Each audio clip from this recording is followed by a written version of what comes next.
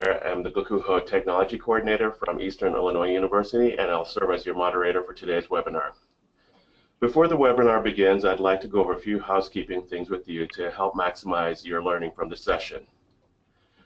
If you want to leave the webinar, go to the GoToWebinar control box to the far right of your screen. This is most likely open when you joined the webinar. To ask questions, type in the chat box, which will remain open the entire presentation. The presenters will answer the questions as quickly as possible, but want to ensure enough time to cover all of the materials. Should you experience any problems, please type in a chat box and we'll work to assist you. At the end of the session, the presentation on audio recording will be available on the gakuho.org website under Webinar Archives as a resource for your future reference. We encourage you to share this resource with your colleagues who were unable to attend today. At this time, I'd like to hand it over to our presenters who will take us through our materials for today. Ashley? Hi everyone, welcome to our webinar. I'm here to introduce Kelly Skinner, who is our presenter today, our bullet journaling expert. She's a senior communications coordinator at University of Illinois-Urbana-Champaign. So without further ado, I'll kick it off to you, Kelly. Good morning. My name is Kelly Skinner, and I am the Senior Communications Coordinator here at the University of Illinois in Champaign-Urbana. I'm a newer staff member here. I've only been here since August, so I'm still learning my way around this gigantic campus. I've been in marketing communications for about 20 years, and before I came to this campus, I actually worked for associations and nonprofits, and I have my master's degree in student affairs and have actually worked in student affairs at 3 institutions. So I've been bullet journaling personally and professionally for about 2 years now and picked up a lot of tips and a lot of methods, and I had the pleasure of working with Robert King, who is one of our Gakuho volunteer leaders, and he saw me working in my bullet journal at one of our meetings and was intrigued about what I was doing and why I was doing it and what I got out of it, and so he asked me to share some of the information with you so that maybe you could pick up some pointers. Actually, so this is the team of the people who are going to be presenting. So I'm going to try to cover about 4 different areas today during this time, and I have a lot of information to share, and I'll go through it relatively quickly, but I've given you a lot of screenshots and references so that you can dig into it if you want to. So the 4 things that we're going to cover is why an analog system. You know, with the technology today, there's a lot of tools out there, and I'm advocating, you know, a plain old pen and paper system. I'm going to share some basic bullet journaling and how to do it, some benefits and tips for making it successful, and then some more advanced ideas to improve your productivity. But before I get started, I kind of want to find out what you're doing when it comes to planning at work. So are you using a paper planning system currently, like a Franklin Covey planner, or just a to-do list? Are you using a digital planning system, like Evernote? Are you using a combination, or are you not using any system at all?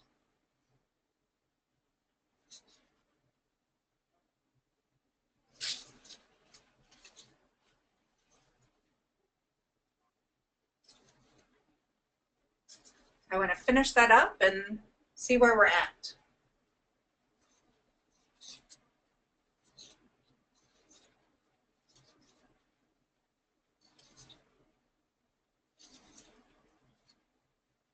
Can we get the results? Looks like we have 25% saying they're using a paper planning system and 75% of all attendees saying that they're using a combination of digital and paper. Awesome. Good. So that gives us a sense of where people are coming from.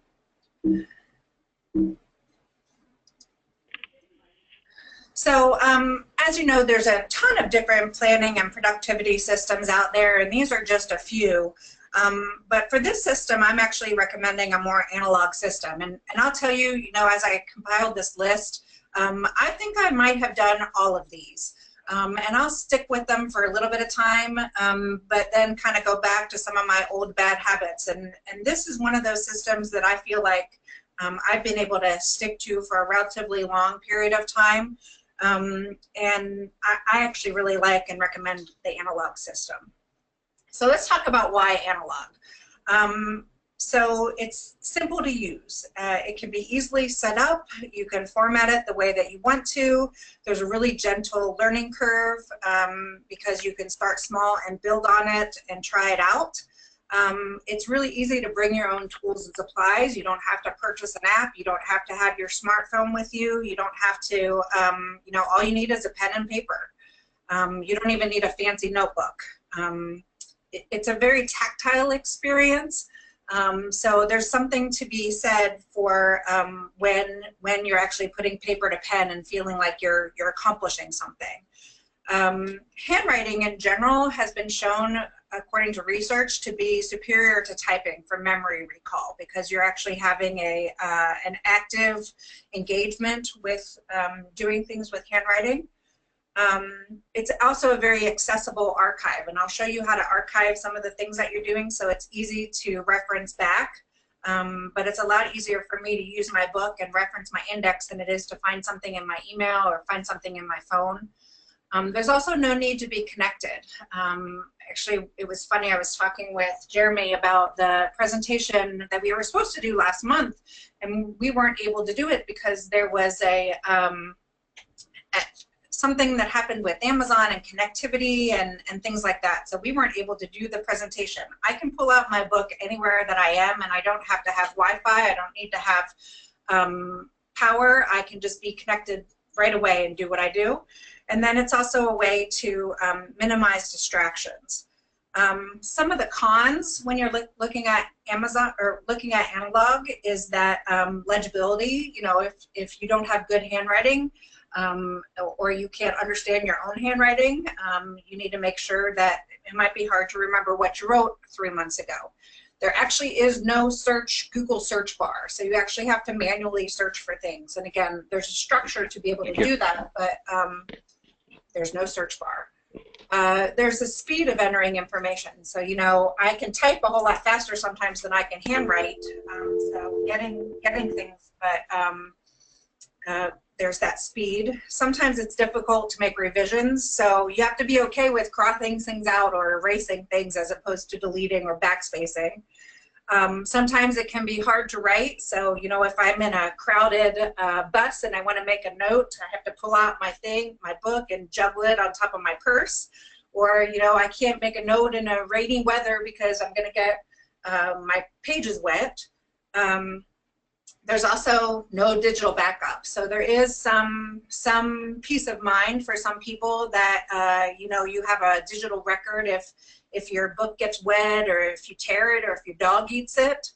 And then there's also a lack of sharing and collaboration. If I want to share a page in my book, I have to take a picture of it and send it to somebody, or actually type it out to send it. So there is that. But one of the nice things is that analog and digital can work together. So if you want to do both, I do use Outlook for my calendaring and my book for my note-taking. Like I said before, you can take photos of things that you wanna share, and then you can purchase books and apps that work together, and that's also possible. So let's talk a little bit about Bullet Journal 101, and I'm going to try to share a video with you. If I can, I should have tested this.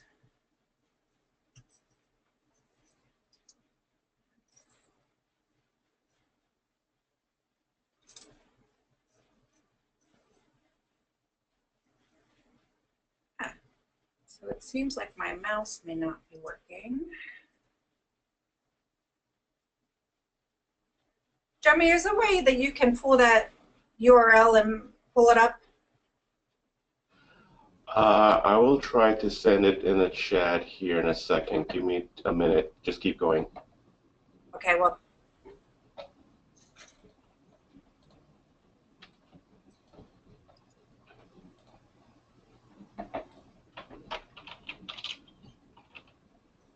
My mouse is being finicky.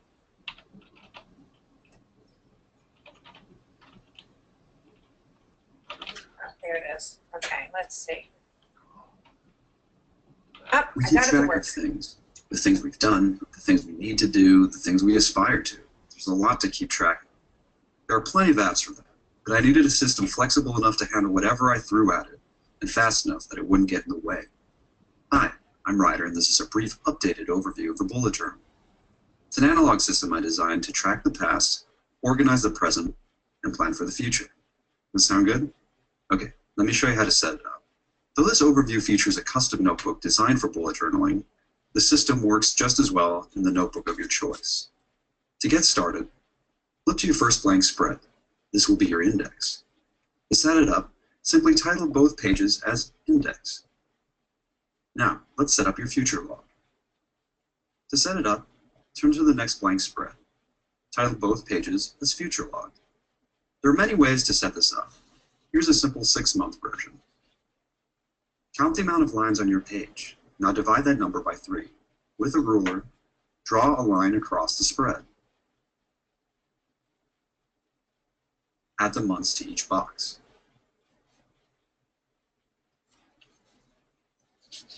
When you're done, add your page numbers and add the future log back into your index. Okay, turn to your next blank spread. This will be your monthly log. Add the name of the month on both pages. The left will be your monthly calendar. Write down all the dates of the month. Then add the first letter of the days. Okay, that's the calendar. The right page is your monthly task list. Write down all the things you need to get done this month. Before each task, draw a task bullet, which is just a simple dot. Add the page numbers, and then add this month back into your index. The monthly log provides you with a bird's eye view of everything you need to get done in a month and the time you have to do it in. Okay, let's set up your daily log. Start by entering the day's date. Now you can start adding entries. Entries are logged using short bulleted sentences. Each entry goes into one of 3 categories: tasks, indicated by a dot bullet; events, indicated by a circle bullet; and notes, indicated by the dash bullet. If a task is really important, place a little star to the left of it. This is known as a signifier. Signifiers add extra meaning to bullets, in this case, priority. This is known as rapid logging. It makes capturing and organizing information really fast. Now we've set up all the core modules for the bullet journal: the index, the future log, the monthly log, and the daily log. Now I'll show you how they all work together. At the end of each month, set up your next monthly log. Scan your daily logs for open tasks. X out the ones that you've completed. Now take a moment and assess the remaining open tasks. Ask yourself, is this still worth my time? If it's not, strike it out. If it is worth your time in the short term, turn that entry's task dot into a right arrow and copy the entry into the new monthly log. If a task is due months from now, turn the task dot into a left arrow and copy that entry into the corresponding month in the future log. This process is known as migration. Migration will help you weed out distractions. It's designed to help you focus on the things that are worth your time. It's the difference between being busy and being productive. Sometimes you'll have related tasks and notes. To help organize related items, let's create a collection. First, go to your next blank page and give it a topic and number the pages. Now migrate all the notes and or tasks into that collection. Now index that collection for reference later. Collections are a great way to organize shopping lists or ongoing projects or classes. Okay, that's it for the basic overview. For more tips and tricks, please visit bulletjournal.com. Please like and subscribe to this channel, and thanks for watching.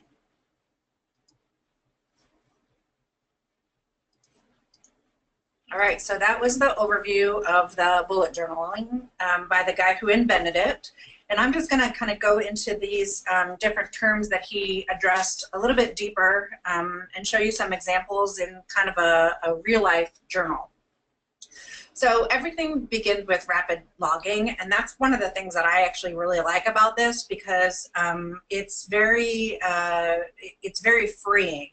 I'm a kind of person that is just going to think about all the million things that I need to do, and it brings me a lot of peace of mind just to take them and put them on a piece of paper and do a brain dump. So, and they don't have to be organized, and they don't have to be put in any kind of order. It's just a way to get it all out of my brain. And so, and I have ideas and thoughts about things that I need to do about work or personal life, just at random thoughts, you know, when I'm driving home or to work, or when I get out of the shower, or when I'm at a meeting. And so that rapid logging is a really good tool. And then you can do things with it. So the bullets, or the keys, and the signifiers are one of the big tools of this system, and there's a couple different ways to do things. This actually, I was a big Franklin Covey-er back in the day, and so I really like this signifiers as a way to tell me what to do with my list of things. There's some suggestions that you can use, but you can totally make them your own. I tend to use a box for tasks. Some people use a round bullet, like what Ryder showed in the video. But whatever way that you use, keep a key and put it in the front of your book. It's something that you can do and then make a reference, or you can do and just never look at again. I set up mine, but I don't really use the key a lot because I know what I like to do. And you can put that on your first page of your journal or on a sticky note, and that's a really good way to make it your own. Just a note on all the photos, I put the source for them. If there's no source, it's from my book, and I'm happy to share that after this, because that's one of the joys of doing the bullet journaling, is that there's a ton of things online that you can look at other people's things. There's Instagram accounts, there's Pinterest, there's, you know, if you just do a Google image search, you can pull up lots of different things to give you ideas about where to start. So the index is also really important. Actually, I'll get to the index in a second. Then we have the future log. And the future log is a way to capture things that are going to be happening, not right now. The future log is actually one of the shortcomings of the bullet journal system, because sometimes there's not easy ways to be referencing what it is that you're writing down or keeping that top of mind. Like I said, I still use my Outlook calendar on my computer and on my phone to keep track of things. So when I'm making appointments or meetings, or even tasks and deadlines that are going to be happening 6 months from now, I pop them in my Outlook calendar. However, one of the things that I do like about it, the future log, is that I can be putting down some important dates that will help me with planning. So for example, I put all of our opening dates for next year in my future log, so that when I'm referencing those dates, because I'm talking about them or creating communication plans, it's a really easy place for me to look at. We also have kind of a 6-month marketing planning calendar, and I transferred that into my future log. I don't have all the details, but it gives me some sense of what's going to be happening during that month. So this is one way to do it, and then you can do 6 months or 12 months. I actually just set up my bullet journal for this coming year, and I actually put 18 months because we're thinking that far ahead.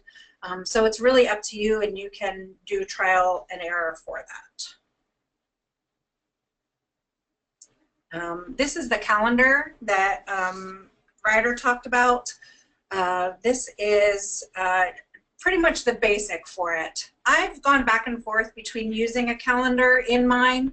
Again, I'm pretty tied to my Outlook calendar, and it has all my appointments. So I found myself not using it as much.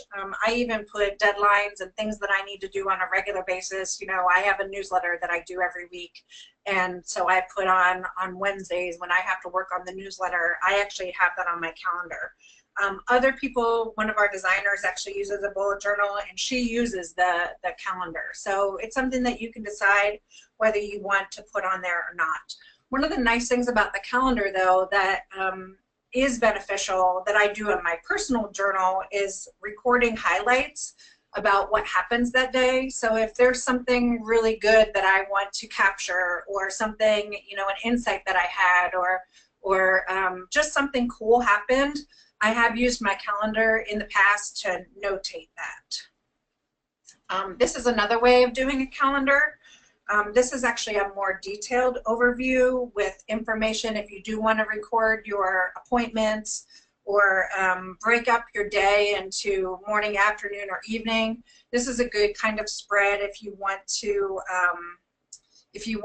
include some of your personal things in there as well with your work bullet journal. I actually have a bullet journal for my personal life and a bullet journal for my work life. There's kind of another camp out there that does like to integrate and only have one. It's really up to your personal preference. One of the things I liked about this spread is that it had goals incorporated with it, and keeping those top of mind about getting that involved in your schedule.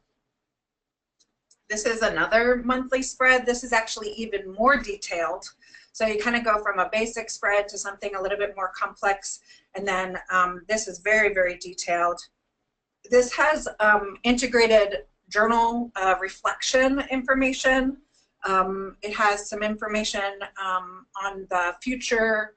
It has things about waiting on. So this is a very task-oriented monthly spread. And then finally, this is called a modified list view. It incorporates things that you have to do, as well as if you have staff that you're delegating things to. This is actually a really good thing to use. It incorporates things that you need to do and other people need to do. It's also a really good option if you want to be recording time off, or events or special holidays or themes that you need to keep track of. And so these are just 3 examples of those monthly spreads, and you can try them all or something else that you find and see what works for you. And that's one of the benefits of the bullet journal, is that you're not locked into somebody else's planner format. You could try one thing for 1 month and try another thing for another month. This is examples of a weekly spread. This is actually what I use now. I stopped having a monthly spread, but I use a weekly spread. This is a great way to track time, track tasks, and deciding about looking at things, how you want to do them. So I went back and forth between doing a weekly spread and a daily spread, and I'll show you what the daily ones look like. And again, it's really what's up to you. I found when I was doing a daily spread that it was too much rewriting of the same information, so I actually liked to look at everything that I needed to do in a week and figure out shuffling them back and forth on different days that I would need to be doing them. This is another example of a weekly spread. You would be categorizing specific buckets of items. So this is, again, personal work, things that need to be doing. This is a blog, but you could use facilities items or projects that you're working on. But it's a very integrated. This one, again, is a little bit more appointment-centered. And then this is a daily log. So the one on the right is actually what I used to do for daily, where I would just have the day's task list and then some different projects that I would need to do. This is a way to, I really like the bullet journal because I can seamlessly integrate notes and tasks. So on my spread, there was some notes from a meeting that I had attended and a little timeline that got put together. And then I took that information and incorporated that into my calendar and into different spreads from that meeting. This is also provides you a good opportunity for journaling and reflection. So if you look on the left at the bottom of the page, that person did some things about reflection on a meeting that they attended. And so this is good if you're trying to work on developing a skill, or if you just had your review and you want to be paying attention to certain behaviors that you're working on, or you know, just in general being reflective about the work that you're doing and how you're operating as a professional. This is a good way to do it. But it's really your personal preference. I want to go back real fast and so we talked a little bit about, or you saw on Ryder's explanation in the video, the index. And that index is actually really, really important because I talked about it as the reasons for doing things. That's kind of your integrated search. So as you're writing things, it's important to page number them, and then to take time, even if it's at the beginning of every month, to kind of write down what you used in your book, because it's kind of the key to the brain. So if you're doing your brain dumping through your rapid logging, and then your index is your way to know where to go back. And I'll show you a little bit about how to do that throughout the book, but that's really important, and it seems like something that you would do as an afterthought, but it's really one of the ways to keep that bullet journaling working for you.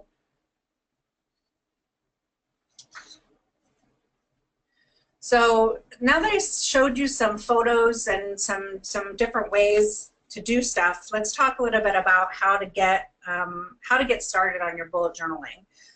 When I actually started, a lot of people use really fancy German notebooks, and they're like $10 to $15 each. And they're grid or dot matrix. You don't need to do that if you don't want to invest in that right away, if you want to try this out.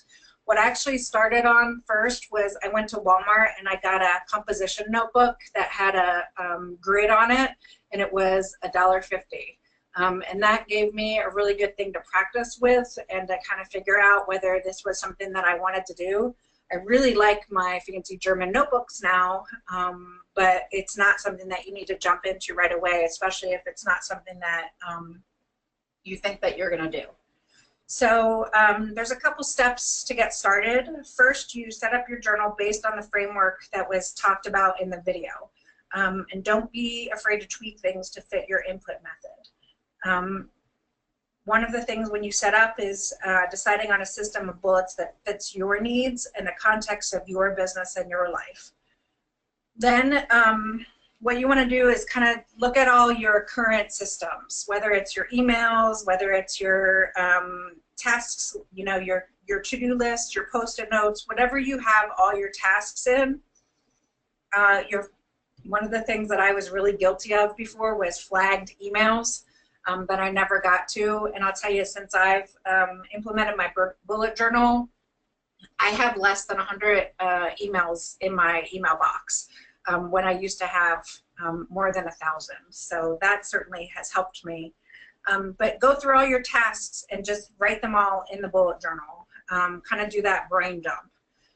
Then assemble any relevant information and notes that you need to refer back to frequently or work through, and create a collection of data within your bullet journal. So again, I have a task list that I've put together for when we close for breaks. And it's something that I refer to, you know, for fall break, for winter break, for spring break, for closing. And I created a page that just had that task list that I can refer back to. So I don't have to remember to pull that list out. I know exactly where to find it. Then as new tasks and information come to you, immediately enter them into your bullet journal, either by adding tasks to your monthly or daily spreads or by adding information to collections. keep your bullet journal index up to date, and it's not a useful system unless you track the contents of your bullet journal in your index. And then regularly review the information in your task list and collections to identify the areas of work where wasting time and what needs more attention. What can you delegate or what can you not do? Go back and see how you're spending your time, as well as how you're tracking what you're doing. So that's kind of how you jump in. This is kind of what I do on a daily, weekly, and monthly basis on my journal. So daily, I list my appointments for the day. I actually don't do that because I'm using my Outlook calendar, like I said, but if you want to use it, that works.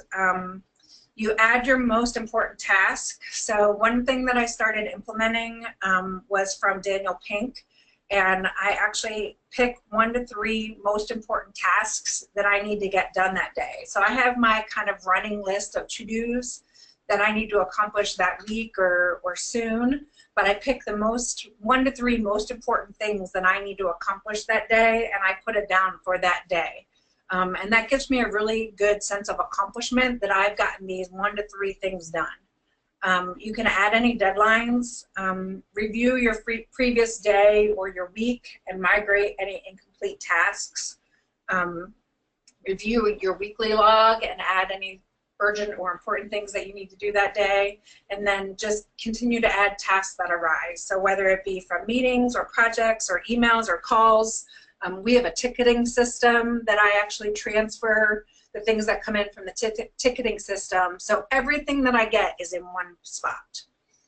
On a weekly basis then, review your weekly log and migrate incomplete tasks, review your monthly log and move tasks, review you're waiting on, and I'll show you that's kind of a level 2 thing, but and follow up as necessary, and review any categories or new tasks. And then monthly, you'll be reviewing your future log.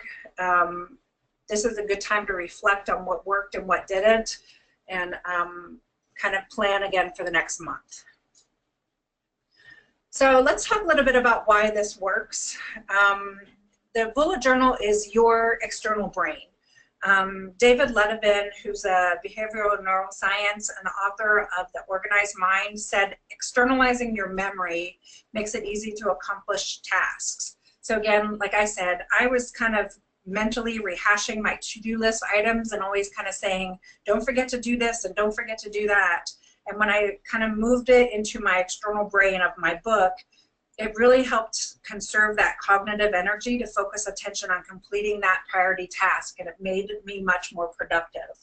The bullet journal really helps keep all my thoughts in one place, and I don't have to worry about, well, I've lost that piece of paper that I took that note on, or I threw it in my purse and now it's at the bottom and I don't have it anymore. Everything is in one place.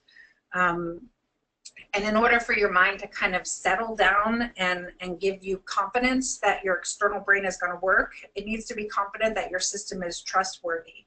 So if you are using this, it's a lot better system than, you know, I used Evernote for a little bit and had a to-do list and all my stuff in apps. And once I put them in there, then I never looked at them. So I didn't have that peace of mind that helped me to kind of move on to be more productive. Same thing with the Outlook flags. I never went and made sure that I was completing all my Outlook flags. I just had millions of Outlook emails. So it really gave that peace of mind. And again, using that index helps tie everything together so you can find those notes later. The bullet system is also, the bullet journaling is flexible and customizable. So it's something that can change and morph to fit your needs. It's flexible enough to become whatever you want it to be. And you can create it as you go, so you always have space for something else that you need to write. Adaptability is a perk to the system. Each day doesn't have to be the same. So again, when I used an Erin Condren planner, the pages were set up already. And if I wanted to do something new, or if I wanted to do something different, or I didn't want to use that column the way that it was printed, it made me anxious. So I can change my layouts every week if I want to and tweak it to fit my needs. I can also take breaks in my, although I don't with my work journal because it's something that I use every day. In my personal journal, I may go for a week without writing anything in it. And it's perfectly okay to pick it up again and start again. And I don't stress myself out that I'm not using my journal. There's also lots of components to add. Like I said, there's things that you can look at online and you don't have to purchase extra paper or a module. And really, you can take what works for you and ditch the rest. It also works with productivity. It helps you really pay attention to a single task and follow it through to completion. One of the things that I found that I constantly underestimated the length of time that it would take a task to do, and to overestimate my ability to achieve that task. And I think it's something that we all could do. But the analog system really helps slow things down to a pace deliberate enough that I'm increasing my effectiveness. Two things that I ask myself every day when I'm writing things down and picking out my priority thing is, does it have a deadline that means it has to be done today? And if I can only manage to complete 3 things today, which ones would make me go home at the end of the day feeling as if I had been productive? So one of the complaints that people have sometimes about the bullet journaling is migrating undone tasks or having to rewrite undone tasks. But actually, I think it's really good because if I have to do that for a task 3 or 4 days in a row, it's helping me think about, is that task really important? Am I not prioritizing it? Is it something that I'm procrastinating on and I need to really make it a priority? Or is it really something that I don't need to do, or I can delegate to somebody, or just not do it? So it really is something that has helped me, again, know what work is important to do, and it's going to help me be successful. Bullet journaling is a great way to develop a discipline and habit of planning and prioritizing. If you put everything you need to remember in one place, you'll likely to be reminded of another important thing once you open your notebook and look at something else. It really also helps you develop a planning routine, helps you prioritize and actually see what you're doing, not to get more done, but to get the right things done. And it also helps you really connect and act in accordance with your goals and values. And it really fits, if you're a 7 Habits person, it fits right in there with the 7 Habits. So, and again, we just finished our evaluations, and so and are working on our department goals. So it'll be a great way to kind of stick what my personal, professional goals are and our department goals are, and then making sure that I'm making incremental progress all year long on those goals that I'm setting. So it also is a great way to help you reflect and evaluate. It's just as much of a mindfulness practice as it is a productivity system. And it's really important to reflect on the things that you're doing on a regular basis to make sure that the things that you're pursuing continue to matter to you even as life changes around you. And we all know that we're in a busy field and there's always something that's a crisis or an issue or that's going to get our attention. And so if we're reflecting and taking the time to do that on a regular basis because it's built into our process, it'll help us focus on the why rather than the what. So this is actually, I do this is not mine, but I do a review process both in my personal journal and in my work journal that at the end of every month I talk about what worked, what didn't work, what I need to improve upon, what are some of my accomplishments, and so successes, needs improvement, big accomplishments, best moments, worst moments, and what I learned. And so this is a great way for you to do this on a monthly basis. It gives you standard questions so you can see how you're growing and moving. And then it's a great way for you to track your accomplishments and use it in your reviews. So these are some things that I would say, in addition to kind of those steps to get started, what you need to be thinking about. So do you want an integrated journal that both does your personal and work, or do you want two separate ones? If you're going to try to do a bullet journal, commit to using it for at least a month or two and stick to it. Pick a logical time to get started. You know, with the end of May coming up, it's maybe great to think about starting it in June with the beginning of the month, or actually it's a really good time, you know, if you haven't closed yet, or if there's a milestone, pick a logical time that makes sense. Develop that planning routine. Again, I have it, it's my first 5 minutes of the day and my last 5 minutes of the day, and it doesn't take a ton of time. Start simple. You don't have to be doing everything at once. Start with one or two things, and then what you need will become clear. Log what matters, and again, be realistic with what you can accomplish.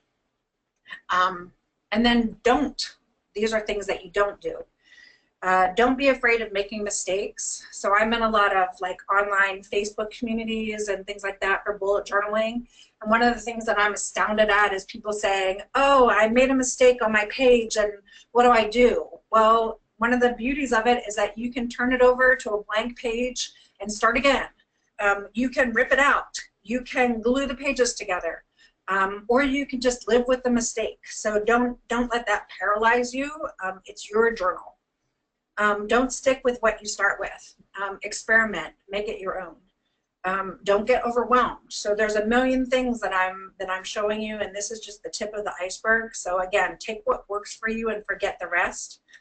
And one of the complaints again with bullet journaling is that, oh, you have to have colors and markers and good handwriting and washi tape, and it doesn't have to be pretty, it just has to be productive. And that's part of the reason why I showed you Ryder's video, is because it's a black pen and engineering handwriting. So you don't have to have a decorated, colorful bullet journal in order for it to be productive. So I'm going to go quickly through some of these level 2 ideas. Again, I've given references, so I believe this presentation will be available if you want to go into them further. You can use trackers for bullet journaling, and you can track habits, so whether you want to be sure that you're drinking water every day, or whether you want to be sure that you're only spending a certain amount of time on emails a day, or whatever it is that you want to develop habits. You can track habits. You can use it to track your networking. So I have a list of people that I want to make sure that I'm connecting with monthly, and I have a tracker about making sure that I do that. You can track maintenance items. You know, how frequently did we get a maintenance request for X, Y, and Z thing? You can track your reports. I have a weekly report that I need to do every Wednesday, and so it's there. You can track your work-life balance. You can track statistics or your expenses. Collections. So Ryder talked about having collections that were notes and tasks or pages that have a common theme. There's a couple things that you can create collections for. So reading. Sounds pretty self-explanatory, but as I'm working to expand my knowledge on different topics, I keep track of the readings that I want to read next. So, you know, book ideas or article ideas, things that I want to read. Changes. You know, if you are doing a debrief meeting on a project that you did and you want to track changes, or if you're in the midst of a longer-term project or you're teaching a class, it's a running list for changes that you want to make. Page 3 is a neat idea. It's a way of something that would be nice to do, but maybe not a priority for right now. So it's kind of like a parking lot, but it's a way for you to capture those ideas that you have. Expectations. So how do you make your expectations known to student staff or professional staff that you're working with, or your supervisor?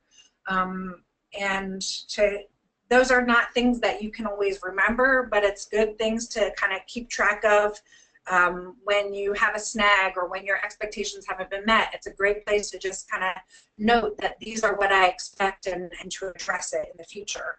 And it doesn't just materialize, but it usually occurs when they're not being met. Conference notes. Whenever I attend a webinar or whenever I attend a speaker, I'm always making notes about what I want to do. People and partners. People that you're working with in campus, from other departments, from other academic areas. Who are your partnerships? How frequently are you touching base with them? What their contact information is? Stories. So, you know, examples of things that you're trying to teach. So again, being a marketing person, I'm always trying to capture cool resident stories so that I can use them for future use. Explore new ideas, conferences, concepts that you want to check out and explore for later. Training sessions. If you're doing a training 6 months from now, you might be thinking about what topics you want to address within that training. It's a great way to do a mind map or things like that. Managing staff or locations. So if you're working with staff that are at different locations, create a page for each of those locations, and then you can jot notes or ideas for one-on-ones or to address when you're in that location. Projects is another way. You can manage a list of projects or specific notes and tasks of one project. So on the left is my list of November projects that I need to do, and that's kind of what I set at the beginning of the month to make sure that I was addressing those things. You can also create a page where you're kind of doing a running list of projects, when you start, when it's supposed to be complete, what the goals is, and have action items. Waiting on is another really good page to have. It's a great way to keep track of deadlines, follow-ups, responses, or delegated items. I write, you know, I sent this to this person to get their feedback, and this is the day that I asked them to get it back by. And then I check it to see whether they send it back to me by that date. You can put a check mark if you received a response. You can put the as of is the date that you're waiting. The type is like, did you send them an email? Are you going to get a letter? Those kinds of things.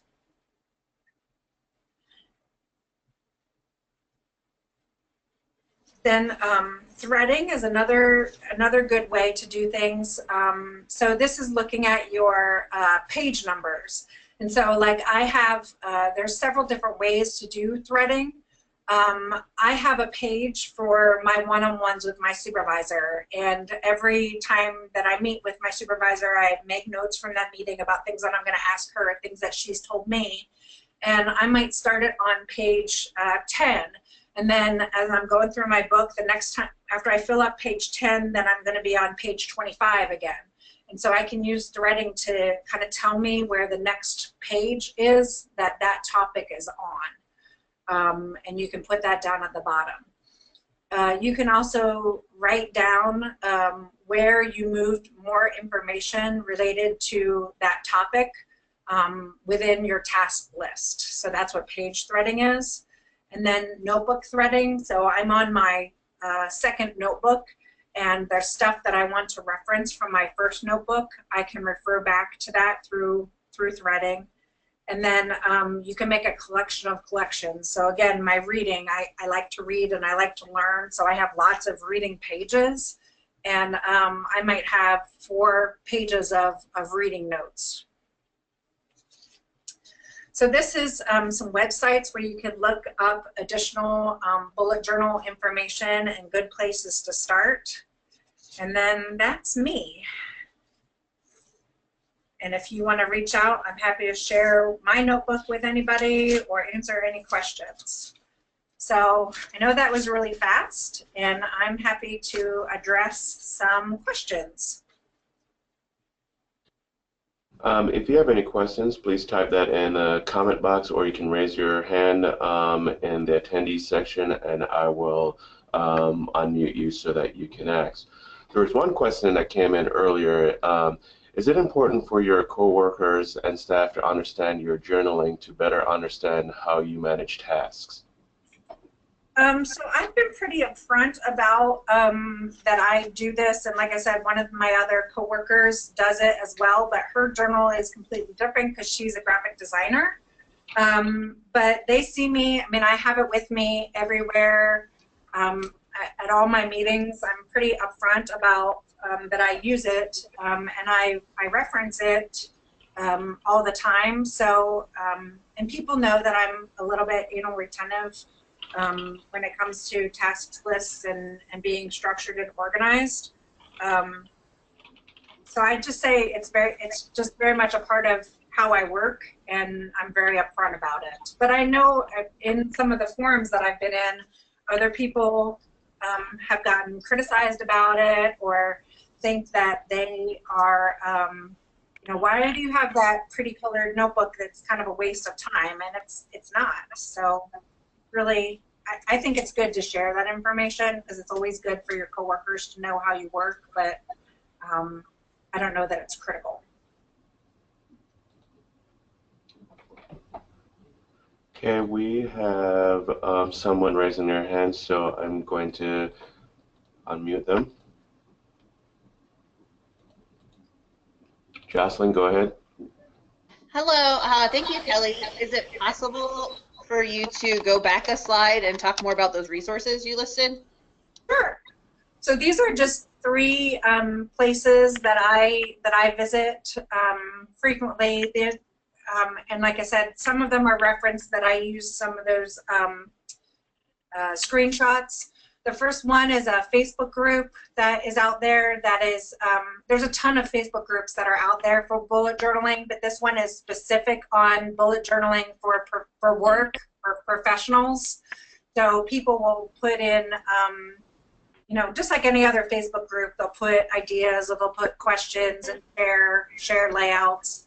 Pretty Pens and Paper is a blog, so she has a lot of good tools and suggestions. And then Bullet Journal Pros is the writer, Carol, who's the inventor, has a page about bullet journaling, and then he has this sub-page about bullet journaling for work.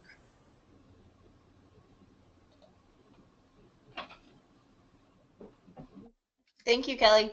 Uh-huh.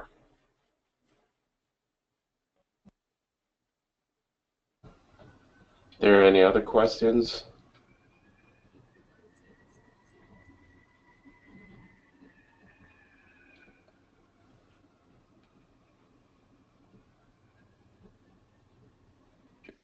It looked like a question came in. It says, can you remember the time before your bullet journaling period, and what would you describe as the top challenges that you faced with managing your time and day-to-day?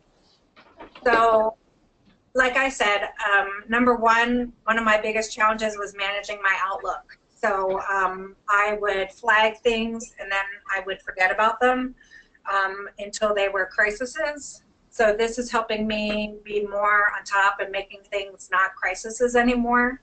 It also really helps me be a little bit less stressed about managing and remembering all the things that I need to do, whether they be routine, regular tasks, or things that, projects that I'm working on. Again, it was just a little bit overwhelming to have a folder for each thing, or to have a separate, you know, I just had one kind of book that had all my notes, but again, and then all the papers and all this, and I would write things on the back of papers. And this really helps me have one place that I put everything in, and I am confident that when I'm looking for something that I can find it, instead of spending 10 or 15 minutes looking for it and sorting through my papers and sorting through files and sorting through emails. I know exactly where to find things.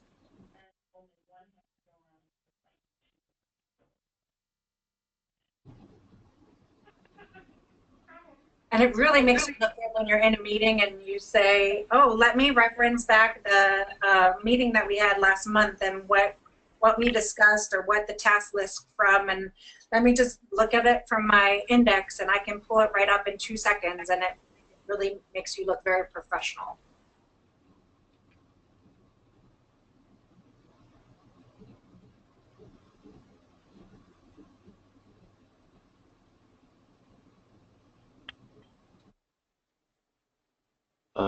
Not seeing many other questions coming in. So at this time, I'll hand it to Robert to say a little something.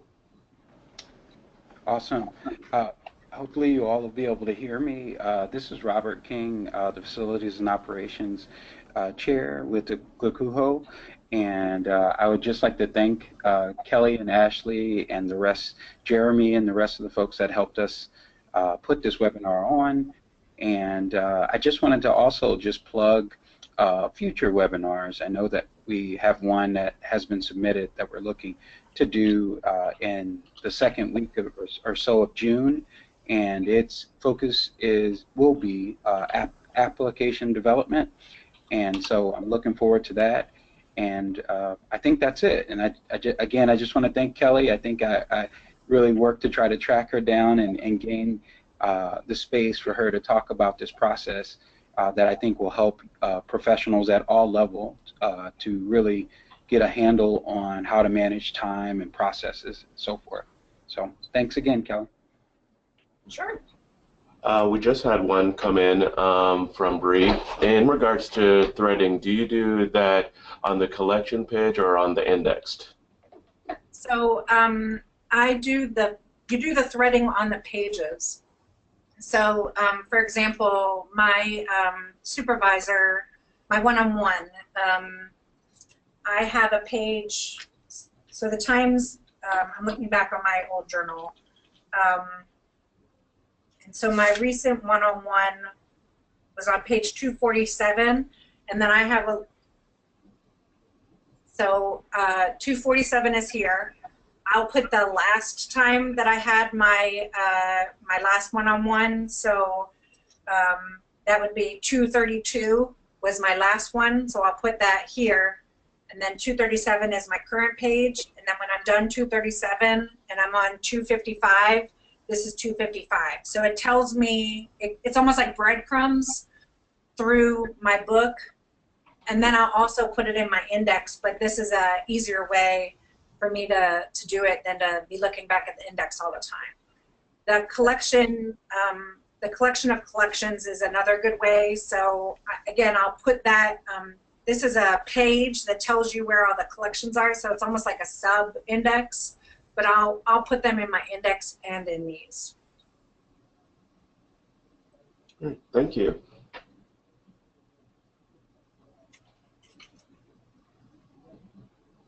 And this URL up here gives a lot more information about the threading.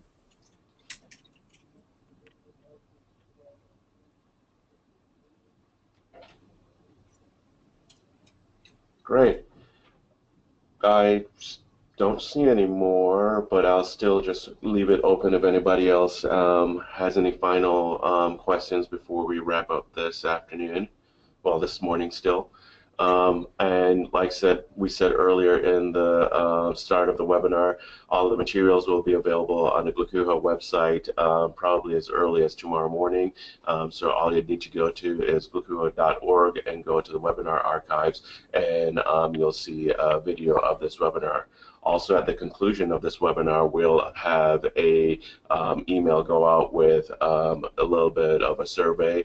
Tell us how we did in this webinar so that we can continue to bring speakers, presenters, topics that are useful and interesting to you, the membership. Still seeing no additional questions, I take this opportunity to wrap up our webinar today. And thank you, Kelly, Ashley, and Robert for coming back again after former technical difficulties, and thank you everyone who attended today, and hope you got some useful tips that you'll be able to implement. Have a great rest of your day, and look forward to seeing you in other future webinars.